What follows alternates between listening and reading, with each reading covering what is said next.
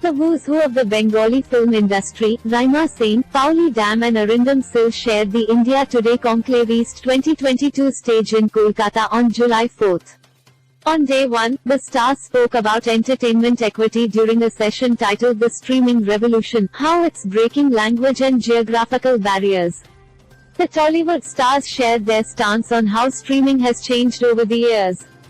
Excerpts. Paoli Dam, the more the platforms, the more the opportunities. There's no clash between traditional cinema and OTT for me. Of course, OTT is a personal experience versus theatres, which is community viewing. But for actors and writers, it's just more opportunity. I started with theatres, then I did movies, and now OTT. I must say OTT has broken the language barrier. For a Bangla film, which now gets to reach 150 to 160 countries, it's huge.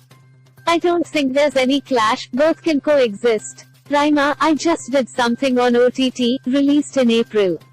I want to thank OTTs for being there when theatres were shut because of the lockdown. You got the chance to play a negative character, so I'm getting the chance to explore different characters, thanks to OTT. There's also scope to flesh out a character better because you are not restricted by length. Arindam, firstly, a work of art is not measured by the money it makes. During COVID times, all digital platforms raced ahead to create records of their own. As soon as cinemas opened up, one of the largest digital platforms lost 2 lakh subscribers. As Paoli said, there's no point of conflict between digital platforms and cinema. Cinemas will be there, but there's a great avenue of content creation, that's also creating more work and making way for experimentation. A film like Roma, shot in black and white, Martin Scorsese did The Irishman. He wouldn't have done it for the theatres. So, you have to respect and make way for both. In the Oscars, 35 nominations came from digital platforms. So, nobody is going to eat into each other's space. If we are creating for OTT, then we have to keep in mind the screen can't create a Ben-Hur for OTT.